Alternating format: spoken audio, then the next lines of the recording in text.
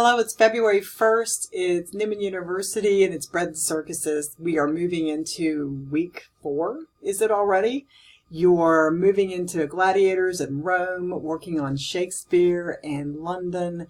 And your assignment coming up this Monday is to write a reflection on Keith Hopkins' Gladiators and their origins at Rome. Lots of other ways to go, but that's the prompt I think that I gave you. So if you have another idea, feel free to go forward. I just wanted to take a moment to talk to you a little bit about your Antigone paper. Some of you did very well, just pulled out all the stops and really got into that paper. Some of you maybe weren't quite as excited about the topic, and that's okay too. But I wanted to talk just a moment about those papers that I thought were very successful. Because I want to keep you working on your writing style as we move forward. If you are displeased with the grade that you have received on this paper, feel free to revise. We do have a week coming up in class where you can sort of catch up, revise, and I believe that's week 5 or 6, I can't remember.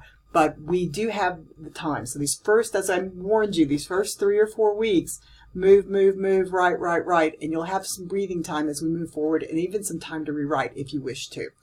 But I wanted to say the really successful papers on Antigone came across as successful because of a lot of reasons, but let me just give you a few. First off, a very clear thesis. For example, we had one paper that suggested Antigone was a hero for the city of Thebes because she showed courage, held steadfast to her beliefs, and challenged established power in a time when most would not. Nice, right? I also had one on Creon. Creon, despite his flaws, was a hero for his city because he had to restore peace, cope with a disobedient niece, who some saw as treasonous, and come to terms with his own understanding of what the gods wanted him to do as a leader for his city. Nice, right? So you can't do everything when you do these papers. You have to kind of focus on what you find interesting. So finding a way to focus, narrow down your thesis, that's one way to go. Then, of course, you, that's your introduction. And then, of course, you have a paragraph for each one. So, for example, on the idea of Creon, a paragraph on why he had to restore peace, law and order. A paragraph then on this Antigone. Wow. She is just obstinate. And why is she so obstinate? And why is she so difficult to deal with as a leader who's, again, her uncle? And then also, how does he come to grips with what's going on around him? Yeah, so that's a good organization, right? One paragraph for each of the 3 things you've identified.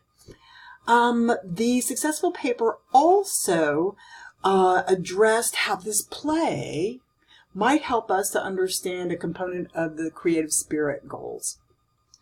Some saw how a play such as this might inspire debate among the audience members about issues of justice, natural law, and man-made law. Some saw this play as maybe creating a conversation about the role of women in society. So that's a social, historical issue. Some definitely on the religious side and the natural law side saw this as a play that might lead us to transcendence, to understand our role in the world and in the here and in the hereafter. So, very good. So, try to make sure you touch on one of those goals as you're moving along too. That'll be helpful later because your final project is going to ask that you pull all your work together, but you're going to focus on these goals. So if you've already done some of that work in these papers, it's going to be so much easier to put that final project together. Finally, on your papers, I know it's rushed, but try to edit, try to get away from it for a few minutes and review it. Have a friend read it. Work on organization. Make sure your organization makes sense. Demonstrate that you've read the materials. It's very easy to get access to a lot of materials out there that are not the ones that are assigned, right? So make sure you can demonstrate that you've read the materials, seen the videos. And for example, when we come back, you'll be, the next paper you'll do will be on gladiators. Make sure you can show that you've read Keith Hopkins' view on this, right? Read the prompt, read the assignment. If you can come up with another sort of focus that you really like, but lets you use that material you've read and helps you address the creative spirit, go for it. I'm all about you being creative yourself. So don't forget that paper is due next Monday.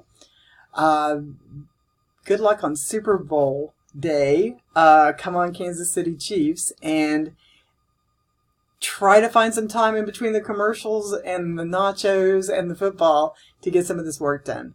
Thank you very much. As always, feel free to contact me should you have any questions at all. Take care.